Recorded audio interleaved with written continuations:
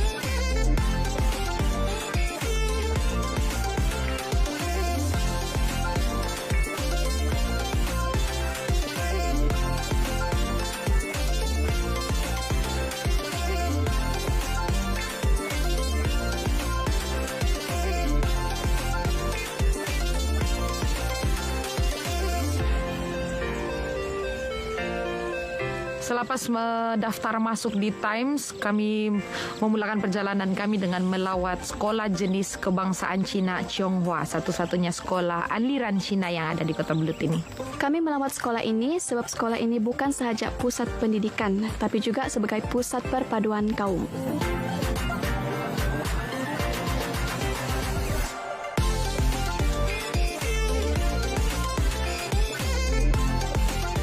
Kami telah disambut oleh Puan Sally, Kapitan Chong dan juga Kapitan Lim. Dan paling memujakan, kami sampai saja di sana kami disambut dengan tarian singa. Tarian singa ini ditarikan oleh bekas-bekas pelajar sekolah di sini.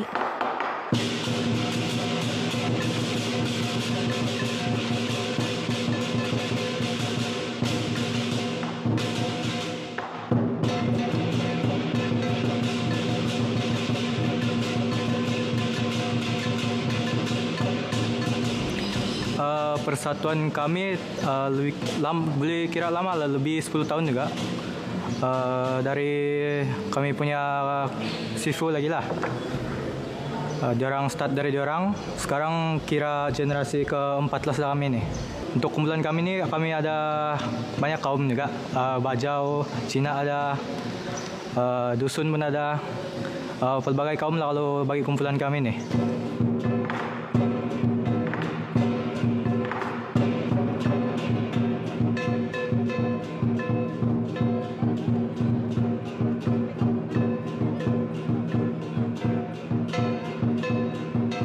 Okey, tarian singa ni dia ada campuran daripada kebudayaan, iaitu tarian dan juga seni bela diri juga. Pergerakan semua tu untuk meniru pergerakan singa macam singa moden sekarang lah.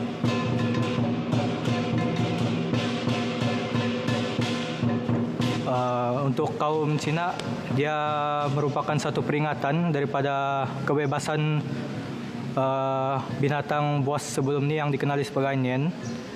Jadi sebelum ni orang Cina telah ditakuti oleh binatang buas tersebut, sehingga suatu hari diorang dapat menghalau binatang buas, dan hari itu merupakan awal tahun baru lah. Jadi orang Cina akan merayakan tahun baru Cina dan tarian singa akan diadakan untuk mengingati hari yang tertentu.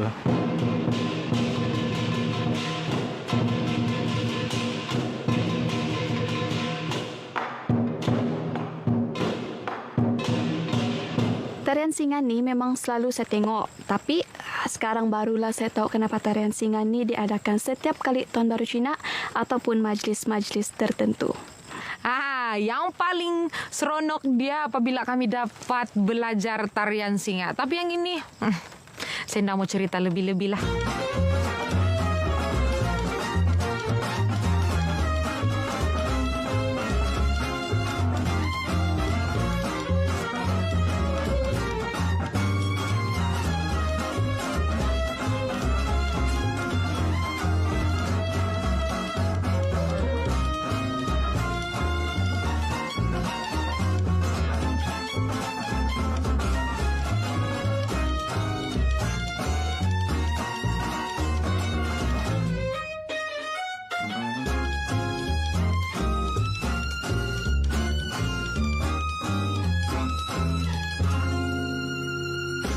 Kapitan Lim dan Kapitan Chong mulalah bercerita tentang sejarah kedatangan kaum Cina di Kota Belud ni. Serta mereka juga bercerita tentang peranan mereka dalam sosioekonomi dan sosio masyarakat. Tahun 1900 pertama kalilah naik di Ambon. Jadi mereka menjaga di situ. Sudah menjaga, tidak lama ada rompak 5 tahun lah, ada menjaga 5 tahun begitu, kena rompak sana, mereka pindah pergi Pangkalan Nabai lah. Selepas itu menjaga 5 tahun, 6 tahun begitu, yuk kena rompak juga. Jadi mereka yuk pindah balik pergi sinilah, Kota Belud. Jadi terus kekal di sini itu. Ini ekonomi di Mainu di ini Tionghoa pada masa yang dulu lah. Tapi saya tengok keadaan sekarang, Bumi Putra pun saya tengok boleh puji lah. Boleh puji sebabkan orang pun sekarang pandai menjaga sudah, pandai apa sudah. Dulu semua Tionghoa yang menjaga lah. Tapi pada masa yang 60-an, 70-an, saya sebagai peluncit, karya runcit lah. Saya pun membantu juga Bumi Putra di sini lah, di Kota Belud lah. Bantu saya pun bantu orang buka kedai untuk membantu membangunkan yang ekonomi. Itulah di Kota Belud sebabkan tidak ada perkauman lah. Sebabkan bangsa kami semua biarpun bajau ke dusun ke apa itu pun tidak masalah lah. Berarti macam tidak ada perkauman lah.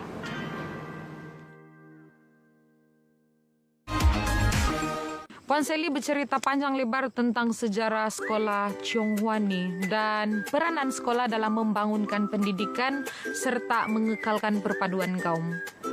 Masa itu pada tahun 1920 masih atap. Tapi bila lepas saja itu perang Jepun, dorang lah kan yang sudah bekerja sama, berkongsi untuk bekerja sama untuk tubuh sekolah atap. Dan pada tahun 60-an lah, masa itu saya baru lahir lah. Jadi terbina sudah bangunan kami mula-mula blok bawah tu saja. Sampai sekarang masih kekal lah. Cuma kami upgrade saja. Kami kekalkan, masih kekal sampai ke hari inilah. Walaupun kami sudah ada bangunan baru. SCKC Chonghua ini satu-satunya sekolah pengantar bahasa Cina lah, jenis kebangsaan Cina di daerah Kota Belud. Di sinilah semua kami kaum Cina dapat belajar asas bahasa Cina, iaitu dari tahun 1 hingga tahun 6. Itu saja. Kalau mau lanjutkan terpaksa ke Kota Kinabalu untuk melanjutkan pelajaran ke sekolah menengah. Dan murid-murid yang ada di sekolah ini, kalau zaman dulu memang semua kaum Cina, tapi sekarang ini sudah pelbagai kaum. Malahan sekolah walaupun jenis kebangsaan Cina, 90% adalah kaum Bumi Putra, terdiri pada kaum yang besar lah di daerah Kota Belud ni, Bajau, Dusun, Iranun, kami Cina. Kemudian ada juga sedikit India lah murid-murid di sekolah ini. Sebelum kami meninggalkan sekolah ni, kami dihiburkan pula dengan tarian kipas oleh pelajar-pelajar sekolah ni.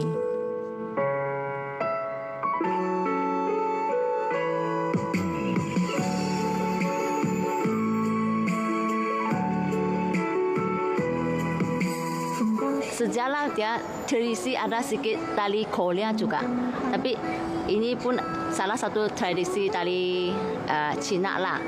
Kemudian itu talian tadi itu kipaskan.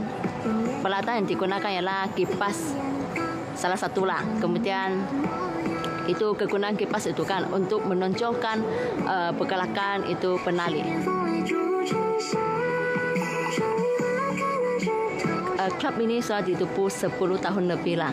Ya, kemudian kebanyakan itu talian peserta kita kan terdiri daripada berbagai kaum. Ada juga yang ada kerasan dusun, Melayu, Bajau, Sino, campur-campur Cina lah, yang dan lain-lain loh. Majoriti ialah Bumiputra. Kalau yang Cina kurang lah, semua pun Bumiputra campur atau Sino begitu loh.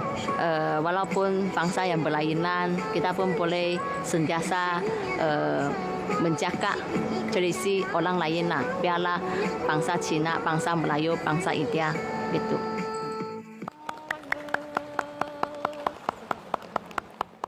Bukan itu sahaja, kami juga berkesempatan belajar membuat kuih kocung. Buat kocung kita pertama kita mau ambil ada baras lah. Ini baras kan, baras pulut. Mau rendam dia, mau lebih 2 jam lah. Ini untuk buat isi ayam ini mau goreng, ada taruh bawang putih, apa bahan-bahan lah semua, garam semua, minyak cukup-cukup lah.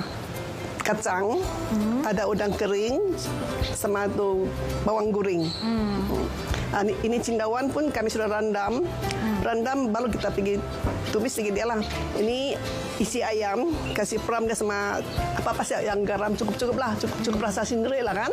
Nah, ini kacang soya. Mau rendam dia dulu, mau rendam dia sampai dia cukup licak, baru pergi tumis lagi dia. Kalau suka boleh juga tambah telur mesin kan, beli di kedai lah, sama udang kering lah, ditumis juga udang kering sedikit. Ini daun bukan kami sendiri ambil lah, mau beli juga ini semua, beli di sini dan dong import datangnya lah sama dia punya tali-tali semua. Kita mau buat inti ayam punya, supaya kita mau ambil ini daun, kita mau cuci, mau rebus dia. Kita mesti mau tunggu daun yang paling basah lah. Selalu saya buatkan, saya mau potong ini sama inilah. Baru dia lawakkan, dia smart lah nampak. Itu satu dapan di dalam kan. Kena lipat lantai. Lipat dan begitulah. Kalau ini begini nanti, kalau ini ayam dulu, cindawan, udang kering sedikit, baru dimainin telur mesin, baru taruh ini kacang, taruh lagi ayam di atas satu keping gitu, nasi dia baras dia, nasi pulut dia ayam, tutup dia gitu sampai dia.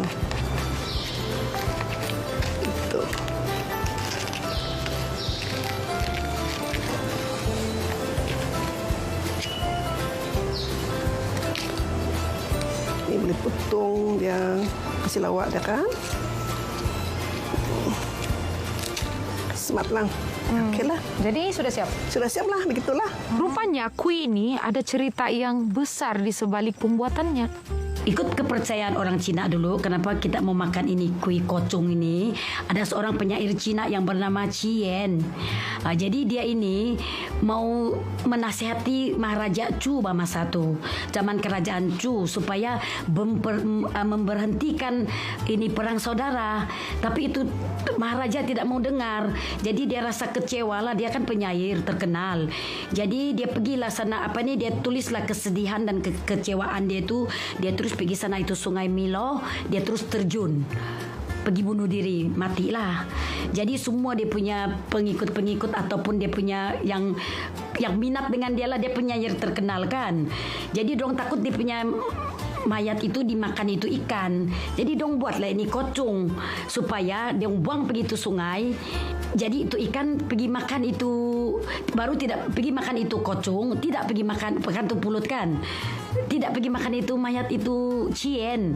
Dong mau dia kekal badan yang full punya itu mayat lah. Begitu cerita dia.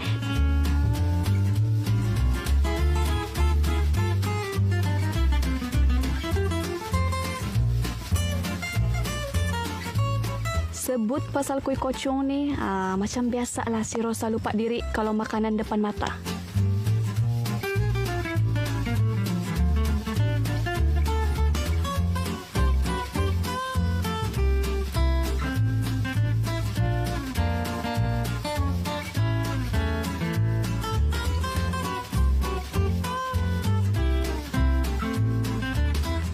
Kuih ni sedap. Tapi si Angie tu, malu-malu kucing. Yang saya macam biasalah, saya tidak peduli. Saya makan saja.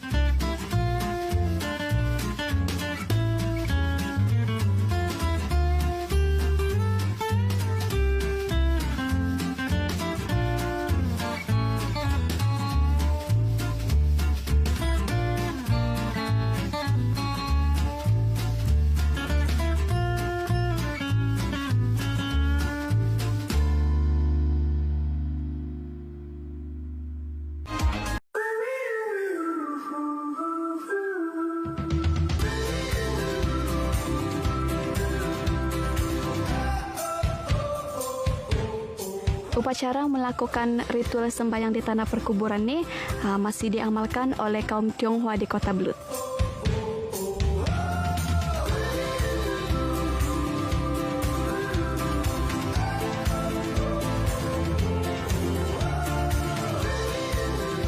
Pengalaman yang sangat luar biasa bila Datin Kong, Puan Caroline dan juga keluarganya mengundang kami sama-sama menyertai upacara tersebut.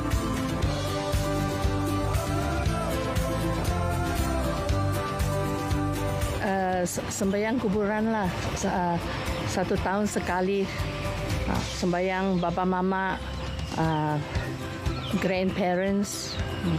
Sebab diorang kubur di sini, so kami balik sini lah once a year. Saya dilahirkan di Senakan, tapi tiap-tiap tahun kami akan kembali ke KB ini untuk acara ni lah. Kalau Cina bilang Qingming, biasanya pada bulan 4.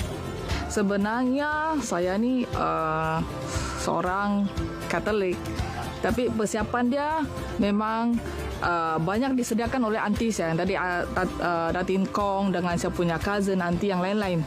Ya, tetapi saya tahu juga sedikit sebanyak kalau untuk kita punya culture ni kan, kita sediakan apa yang kita punya nenek moyang, apa yang diorang suka dulu, suka makan. Itulah kami kasih sediakan.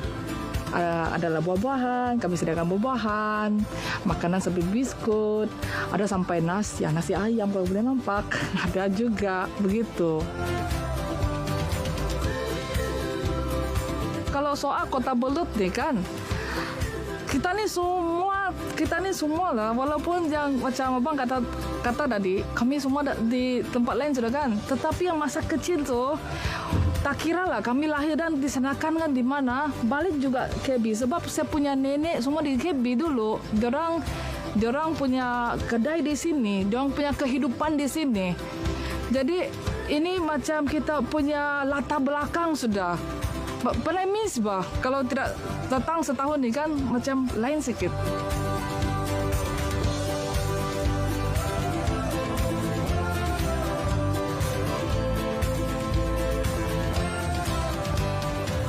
Tanah perkuburan ini membuktikan kaum Tionghoa adalah kaum utama yang ada di Kota Blut dan bersama-sama dengan kaum lain mencorakkan watak Kota Blut.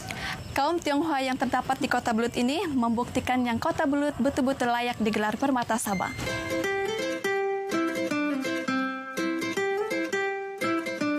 Saya dan Rosa mengakhiri perjalanan kami dengan melawat Tokong.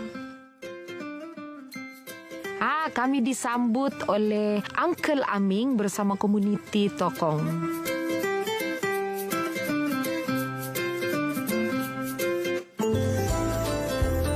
Kalau mengikut sejarah Tokong ni sebenarnya Topekong telah berada di Kota Blut lebih awal daripada 1996. Sebab bangunan ini dibina pada 1969. Tapi yang Dewa Tokong tu memang dari lebih awal dah ada wujud. Tapi penjagaannya cuma berlainan. dia akan bertukar tangan setiap tahun di kedai-kedai. Awak jaga setahun, bergirir jaga setahun. Sehinggalah tokong ini dibina pada 1969. Barulah tokong tu didudukkan di dalam.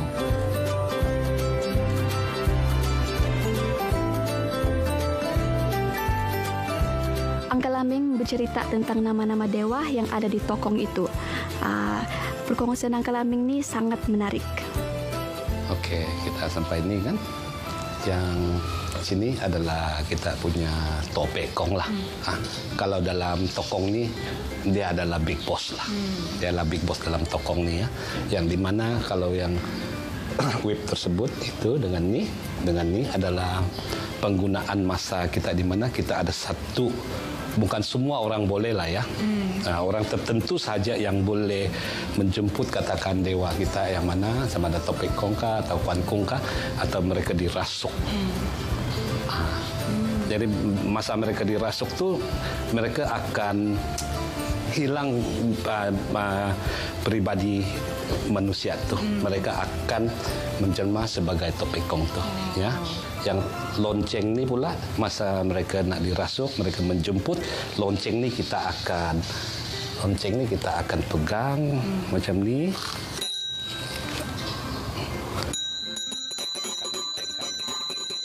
Ya. Hinggakanlah dia dirasuk. Macam tu. Seperti kemasyarakatan di Kota Belud ya.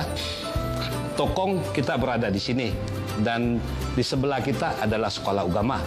Di depan tokong dia adalah Masjid Kota Belud.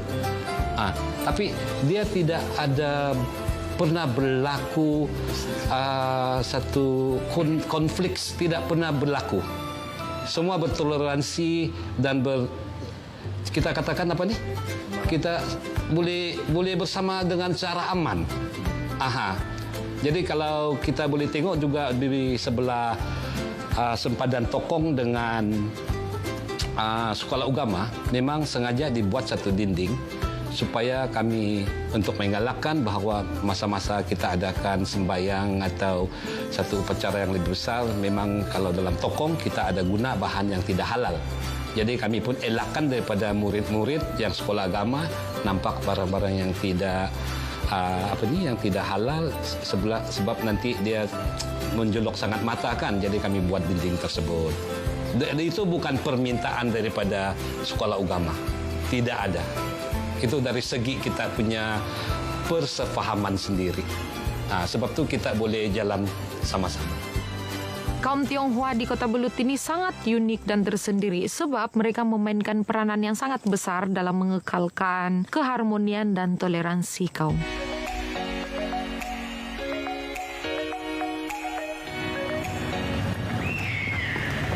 Sebelah tokong ini adalah sekolah agama dan di depan itu pula masjid daerah Kota Belud dan hal ini tidak pernah menjadi isu di sini. Ini menunjukkan bahawa kaum Tionghoa dan kaum lain-lainnya sangat bertoleransi dan inilah cerminan keluarga Malaysia yang sebenar. Kita jumpa lagi dalam Permata Sabah. Cai Chen. Cai Chen.